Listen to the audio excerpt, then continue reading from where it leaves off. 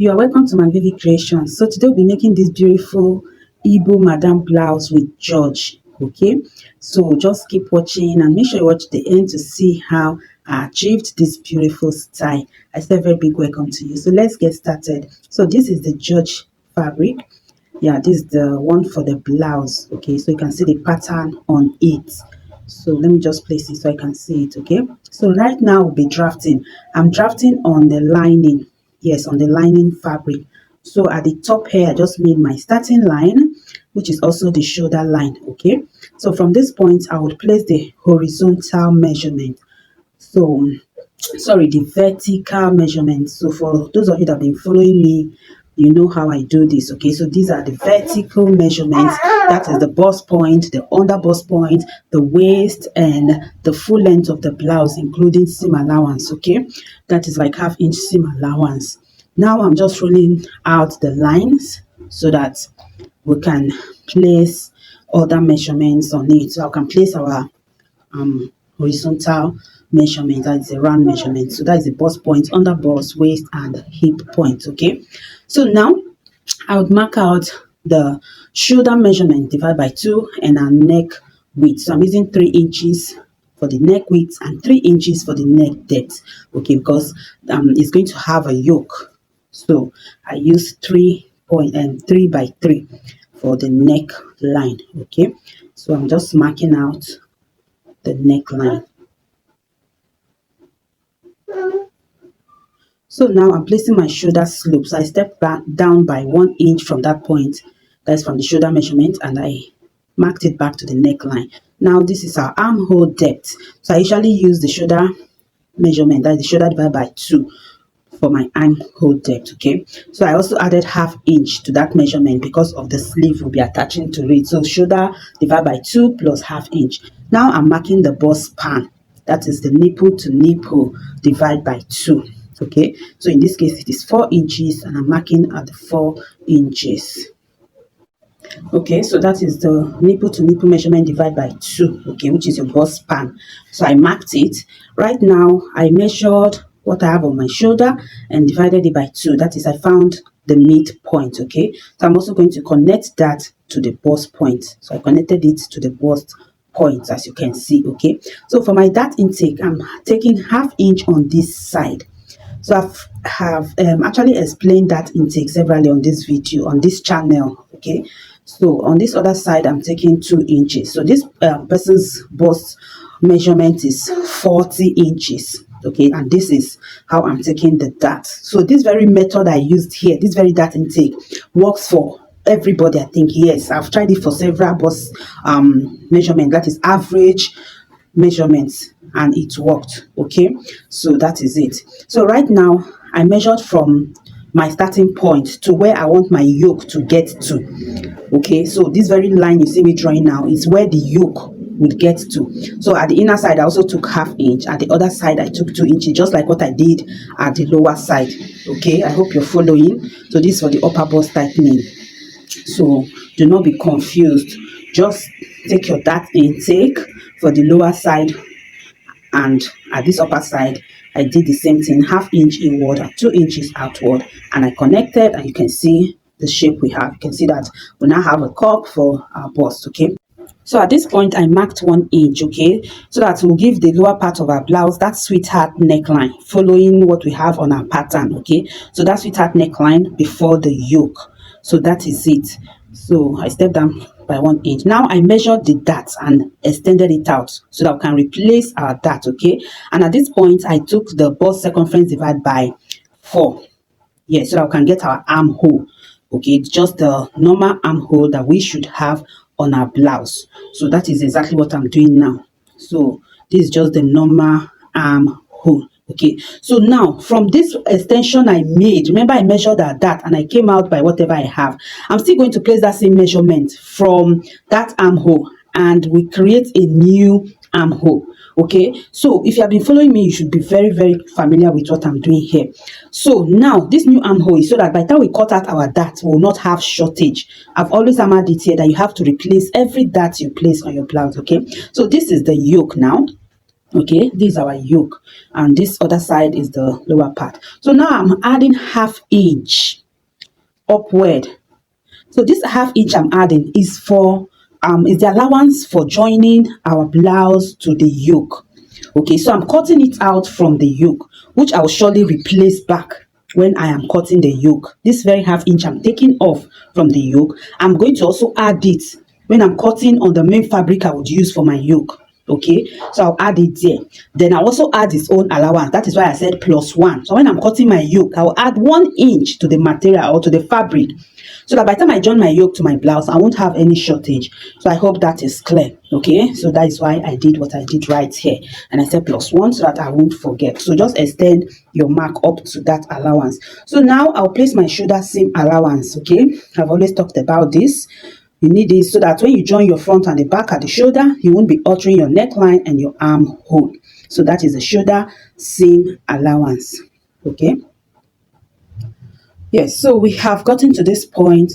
The next thing now is to place our round measurement. Okay, so I'm taking my underbust measurement and I measure the dart and I'll replace it. Okay, so right here I'll place my waist measurement, that is waist divided by 4, then replace my dart. That very dart I would cut out, I have to place it back there so that our blouse would fit. Same at the hip, okay, or the hem of the blouse. Now I would connect.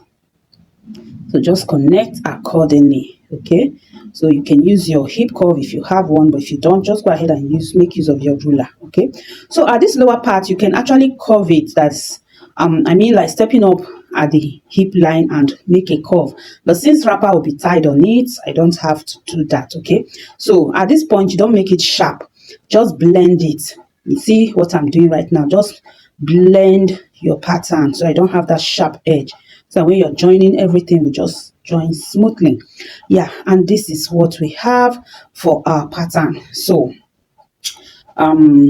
yes, this is it. Right now I'm placing seam allowance. Okay, yeah, I'm using 1.5 inch seam allowance. So remember, we'll be stitching our blouse with lining, and lining will be taking in like ½ inch of our allowance, and later we'll be left with like 1 inch seam allowance. Okay, so that's why I like using like 1.5 to 2 inches seam allowance.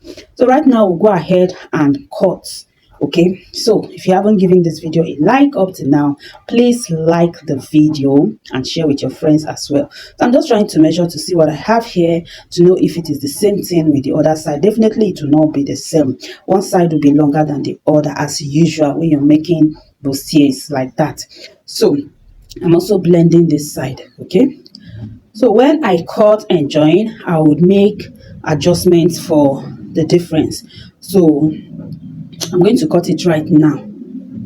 Okay, so I'm actually pinning my fabric down so that when I cut the both sides, you know, it's on fold so that nothing would shift. Yeah, I love working with my pin. For those that know me, I pin everything to always have that accurate, to make everything accurate anyway. Yes, so right now I am cutting out my pattern. So you know, most of these fabrics can just misbehave sometimes. That is why I always encourage you to make use of your pin. Even though I'm working with one of the best linings you can find. Yeah, this very thick type of lining, but still sometimes they misbehave. That's why I usually pin. So you can see how I cut out the yoke. Okay, so you cut the armhole accordingly. So now remember, like I said, when I am cutting my yoke on the main fabric, I'm going to add 1 inch at that lower part, which is the ½ inch I took away from the yoke measurement, plus its own ½ inch for joining it to the bodice. Okay, so that is it. So right now I'll go ahead and also cut out my darts from the bodice. So this is it, our bodice and the yoke. So I've gone ahead to cut on my main fabric, which is satin. Okay, so this very George, I didn't tamper with the wrapper side at all. So I got a separate fabric for the blouse, which is satin. Okay, doll face satin. Okay, so right now I want to cut my wording for padding it. So this very wording, I actually got it from a different location. I've had it for some years now. It's a bit thick, and the other side has a different color. So that's what I'm using. Right now, I'm marking the underboss.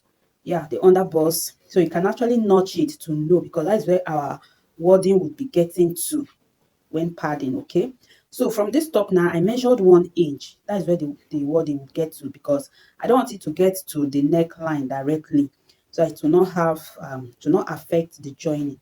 So I stepped down by 1 inch and I marked it. Okay, so I also do same for the side panel. I'll step down by 1 inch and I would mark. That's where the wording will get to at the top. Then at the lower side, it will stop at that underboss.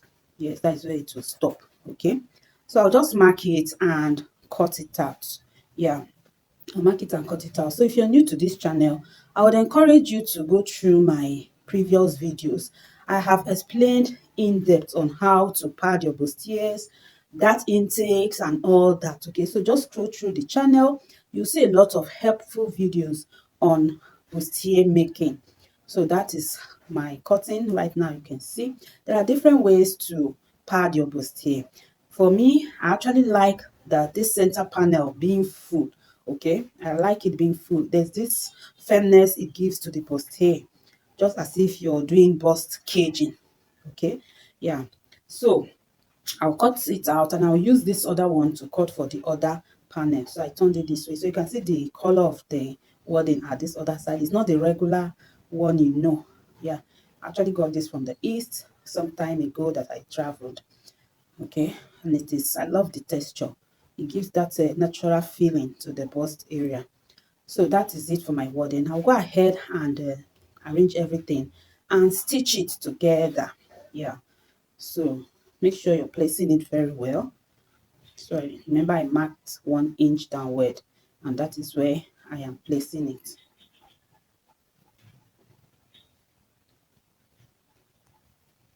So just arrange it neatly and go ahead and stitch.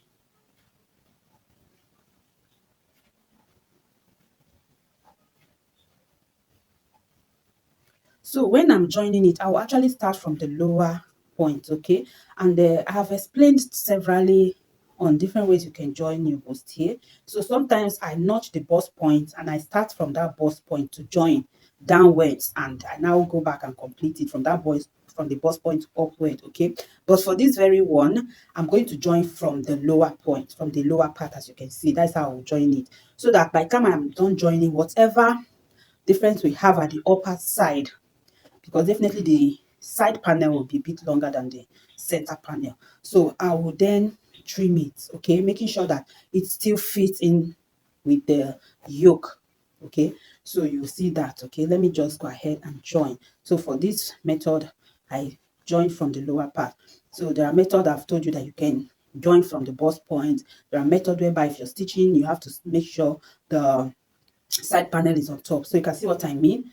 Okay, so I've joined it and I'm trying to match it up with my yoke. You can see that the side panel is a bit longer up here. So what I will do now is just to align it up with that center panel. It's not really much, the difference is not much. Okay, so it's just a little bit trimming that we need. So I'm pinning everything together so that it will just sit nicely. So right now I'll get my chalk and mark it the way I want it to go, and I'll trim it. Okay, so this is it. So don't need much. So from that armhole, you just connect it to that center panel and trim. So you can see nothing so serious, nothing much at all, just that little difference there. Yeah, so you can see what we have there. So if you just follow this method, you would achieve a very beautiful blouse. Yes, Igbo Madam blouse. Okay, and you can still use this method for other types of bustier that you want to make. So right now I'm cutting out the wording from the armhole area. So I'm just trimming everything out so that it won't affect the stitching of the yoke to the bodice and joining of the sleeve. Okay, remember we'll be joining sleeve at that armhole side. So I'm cutting the wording at that point. I'm trimming it out. So be careful not to cut on your fabric. So by the time you cut, you just check if what you have is okay. You should have at least ½ inch to 0.75 inches apart from the main fabric, so that when you're joining your sleeve, that wording would not be a problem to you. Do not stand in the way. So just neatly trim it. Okay, so now you have to notch your seam. Yes, where you joined your panels, make sure you notch. Okay, so I've notched it, notched it, and it's time to open it up and iron it. So you place it on your ironing board, or tailor's ham as it is called. So that's my ironing board there. You place it on it and you iron with your steam iron. If you don't have a steam iron, you can just sprinkle water on it. Yeah, sprinkle water to make it, lie flat. So I'm actually trying to press my steam to release that hot water. Yes, so that we can have a neat pressing there. We need to actually press this down to open it up, so that at the front it will be very, very neat. Okay, so I've also made a video on how to properly pad your bustier. Yeah, so like I said, just scroll down my channel, just walk through the streets of my channel, and you're going to see a lot that would help you, most especially when it comes to bustier making, padding, that intake, and all that. Okay, so I usually use air stay or paper stay to finish up my padding. So I'm going to place my paper stay here. This one is paper stay. So I'll just place it there and iron it. So this helps your seams to remain open, and just like you're sellotaping it down. Okay, so you can see what I'm doing. I've done a detailed video on this channel, so this will help it relax. Okay, so you won't have any problem of your bustier shifting or the seams shifting inside. This is just how you make it stay in place, and when your client puts it on, everything will just sit nicely there. Okay, so this is it. So I'm just going to be fast about this. Okay, so I believe you've already gotten the idea. So just use your paper stay, arrange it neatly, and press it down, okay, to make your bustier open. So this is not necessary in the lower side, just at this bust area. Okay, that's where we really need this. So you actually need to place it nicely, trim out any excess, and just do it. So by the time you're done ironing the inner side, make sure you're pressing it well, as you can see me doing. Okay, this will give your cup very nice finishing. Okay, yeah, to give your cup very nice finishing.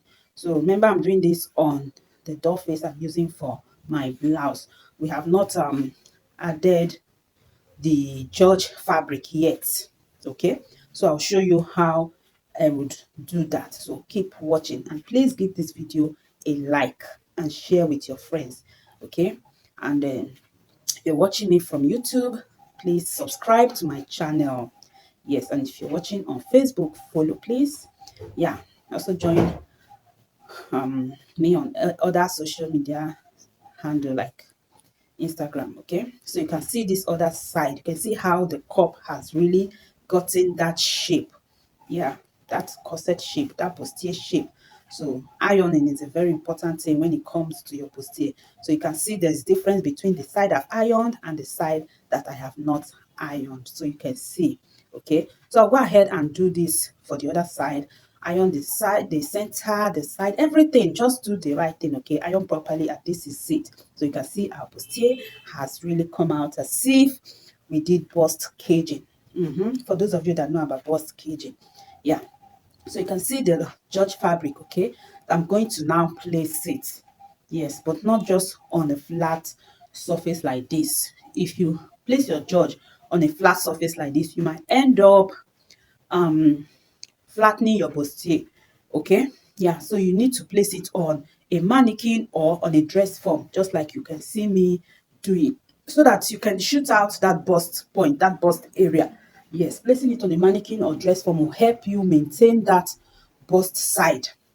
Okay, so that you won't end up having a flat bustier, because if you place it on just a flat surface and you attach the George fabric to it, you might not get it right. Okay, so at this point now, I am trying to align my George fabric. So I actually placed it in such a way that this design, this sweetheart design, is like half inch from the top of the blouse. Sorry, it is not showing. I thought my camera was actually capturing everything. So sorry. So at that top, I measured half-inch down. So I don't know if you understand. I just placed the George fabric, okay, adjusting it in such a way that this sweetheart neckline will just sit, above the bust. Yes, above the bust, so that it will look organized. Okay, I hope you understand. So it will look organized, because you don't place this under the bust, neither do you place it way high above. So you need to place it in such a way that it will look nice, like you deliberately, stitch it that way. Yes, definitely it's a deliberate action. Yeah. So right now I would use my pin to pin it down. So when you're working with this type of fabric, when you have to place a plain or a flat fabric over a bustier, you have to be careful, because you might sometimes need that that let's bust that, because if you're placing it, it might not just go straight, it might not just go direct. I don't know if you understand. If you have tried this before, you would understand what I'm saying. So you can see I'm actually pulling, adjusting, so that everything would rhyme and blend with our bustier. This is a flat fabric, and we are placing it on a bustier, which is 3D shape.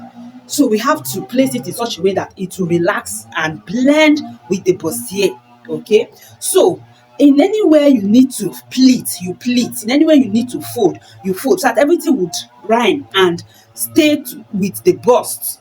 Okay, so if you try what I'm telling you, if you want to make this blouse or this type of blouse, just follow my instruction, follow what I'm telling you, and you get to understand. Okay, sorry that my camera didn't capture everything that I'm doing, but if you look closely, you'll see that I'm trying to make sure that everything sit nicely. Okay, at times, even after pinning, and you want to pin on that side, you see that you have to go back and release where you have pinned before, to see that everything balance well.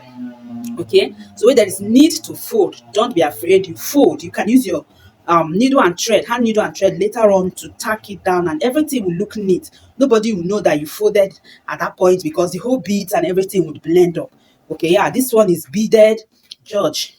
Yes, what you can see all around it is are beads. Okay, so I'll also show you how I go about to stitch this beaded fabric. Okay, so this is just me trying to align everything so that it will blend well, and the design would also sit well. So at this lower part, where you can see that the design is more than our blouse, definitely I'm going to cut it, I'm going to trim it, and we'll have it there.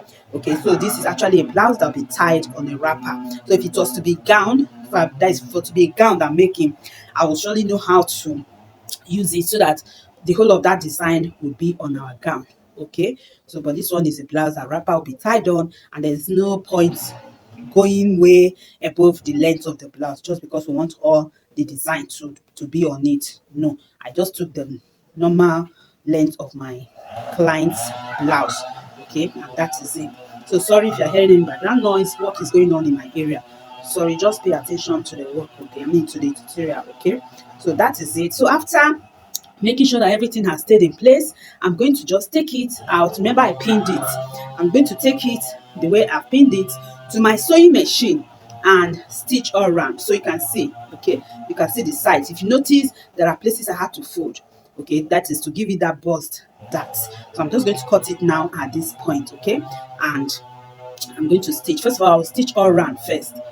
I'll first of all stitch it all round before cutting. And this is me stitching it. As I stitch, I remove my pin. Yeah, as I am just following the pin. As I stitch, I remove my pin, and that is it. Okay, so when I get to the point where I have beads, there are two things you can do.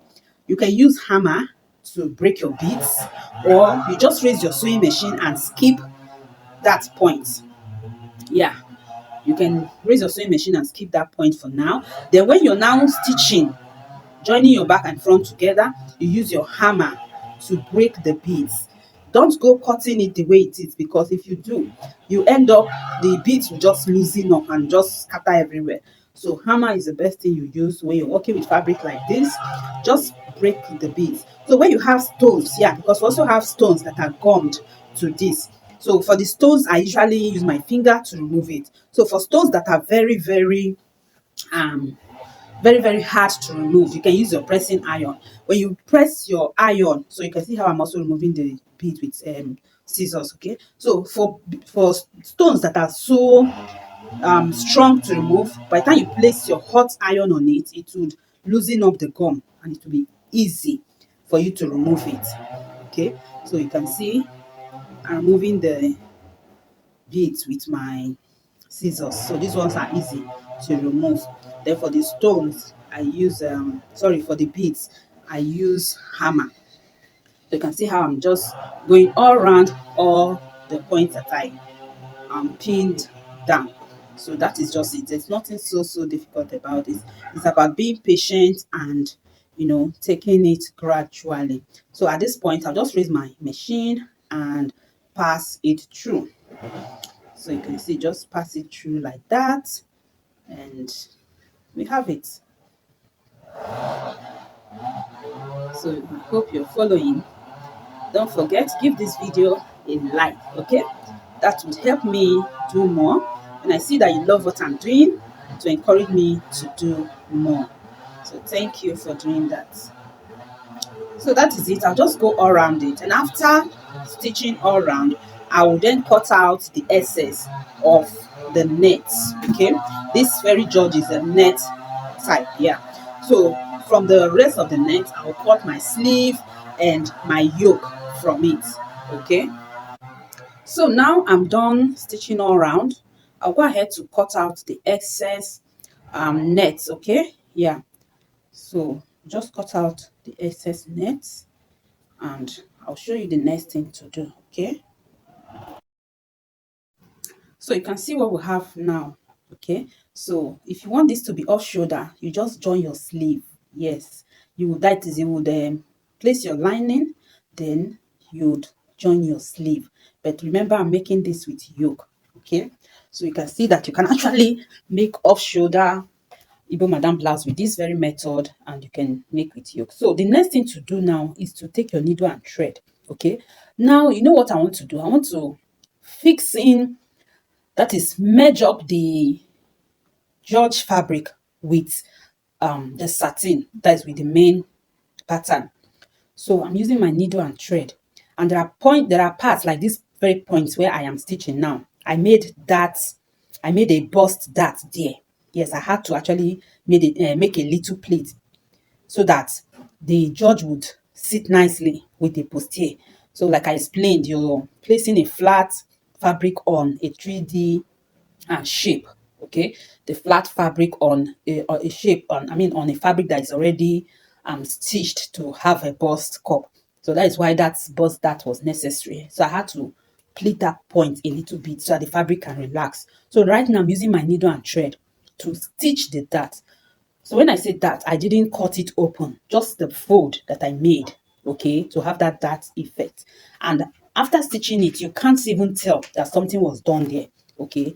So that is a good thing about this. So after stitching down the dart, I'll still go ahead to join my this George fabric to the bustier. Okay, just watch what I'm doing. So the essence of doing this is to align it so that when your client put it on, it will sit nicely on the body. So you shoot out the cup just like I'm doing, and you go through it inside with your needle and thread. Okay, at the outer point here, make it very tiny that the thread will not show. Yes, so you go to the bust point area, you do the same. So this is just like merging up the George fabric with the bustier so that it will not just be separate. Okay, so I'm doing this in, how do I put it, I'm just taking it inside, so I'll show you inside so you understand what I'm doing. Okay, from the outer part here, I'm making the thread look invisible. Yeah, you hardly know that I used needle and thread on this, but it's from the inside you would see what I did. Okay, and you do this before joining your lining. Yes, you have to do this before joining your lining. Okay, so carefully stitch it down like this. Yeah, carefully stitch it down. Okay, so let me show you what we have inside so that you would understand exactly what I am doing here. So this is it from the inside. So you can see the way I just skipped the whole thing, just join it. And so in this way, you just marry the George fabric to your bustier. Okay, so you can see. So that is it for this very part. So the next thing now is for us to add our yoke. Yes, so this is the yoke pieces, right? So I'm going to use it to cut my fabric for the yoke. So there's something I usually do, most especially when I'm sewing for elderly women, and that don't want to just wear this net the way it is. I use organza under the net. Okay, so I use organza to line the neck, and this is organza fabric. So if you can get organza that match up with your net fabric, it will be so nice. So that will help the yoke to be firm. And sometimes these nets, they are so light that they can easily tear, but with this organza, with the support of the organza, it will be firm. Okay, so this is a dress or a blouse that would be worn regularly, not though not just regularly, but like at least it's not something you wear once and you dump like some of the fashion wear we see. Okay, so this one will be worn to church, to parties and all that. So I'm just trying to iron out my organza. Okay, so this is it. I'm going to now cut out my yoke. So remember I said I'll add 1 inch. Okay, so you just measure 1 inch from every part of your yoke. So as usual, I'll have to pin it down. If not, it will just be moving up and down. So after pinning, I'll just measure the 1 inch and I'll cut my yoke. So after cutting it on this organza fabric, I will then cut on the George fabric. Yeah, the net from the George, so that I would use it, as a yoke. So this organza fabric would be used just like the way you would use lining. Okay, so just imagine if you were to line your yoke. So just the way you would use lining, that is how I would use this organza fabric. But I'm using organza because we still want it to have that yoke effect, that transparent effect, but not so transparent. So I hope you understand. Okay. So I'm going to place the yoke on the George fabric and cut it out. And after cutting, I'll go ahead to stitch. Okay, so if you're not like, if you want to actually use this method but you don't have the organza that fits, so you can definitely cut your nets. Like if you have 2 pieces or 3 pieces, yes, if your net is very soft, because normally we use 2. Okay, but if your net is very soft, like the George fabric, though this is a very is a quality George fabric, but even at that, the net is a bit soft, so you can use 3. You can cut 3 pieces of it. Okay, and you go ahead to stitch it at the neckline. Okay, yeah, you stitch at the neckline. So this is what I have. So I actually cut out 2 organza. Yeah, I'm using 2 organza and 1 net. So just iron it out. Okay, yeah, I don't really have to show this part, but just to show you what I am doing, just iron it out and I'll place my net on it. Okay, so we have 3 pieces here, 2 organza and 1 net. Yeah, so this is it. So you can actually cut 3 nets pieces if you don't have organza that matches up or that fits your net. So you can see the way I placed it. I'll go ahead and stitch and my organza will just be like the lining. Yeah, so I'm making this for an elderly woman, my mom, and she doesn't want that upper part to be just open. She doesn't want it to be transparent. Okay, that's why I'm using organza, so that it will still have that yoke effect, that beautiful yoke effect, and at the same time still cover her body. Okay, so that's why I doubled up the organza, and by the time I stitch it and join it, this is what we'll be having. Okay, so you definitely see it on her body. So just go ahead, stitch the neckline and join your yoke to your main fabric or to the bodice. So I've gone ahead to stitch my yoke, and I marked the midpoint of the bodice, okay, and I'm pinning it down to the midpoint of the yoke as well.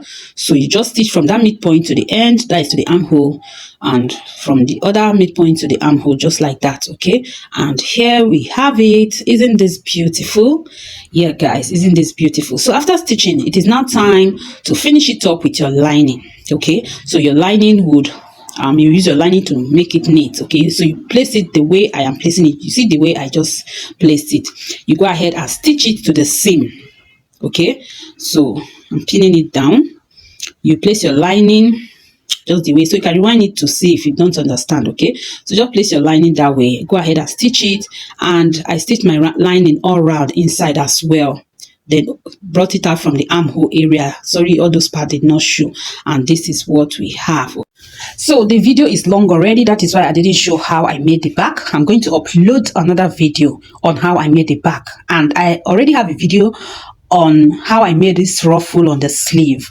So I'll drop the link in the description box, okay, on how I made the ruffle on this sleeve. And for the back part of this blouse, I'm going to upload another video showing you how I went about doing it, okay. So if you're not subscribed to this channel, so do so, subscribe and turn on your bell notification so that when I upload that video you will not miss it, okay. In that video I showed how to go about the back panel in such a way that you eliminate zipper bulge, the back will relax nicely, and you will not have to even cut any dart at the back, okay. So that video is very necessary as well to achieve your Igbo Madam blouse in the right way. So make sure you're subscribed and your bell notification is on, okay. So please give this video a like and share with your friends. I would love to see you in my next video. Remain blessed.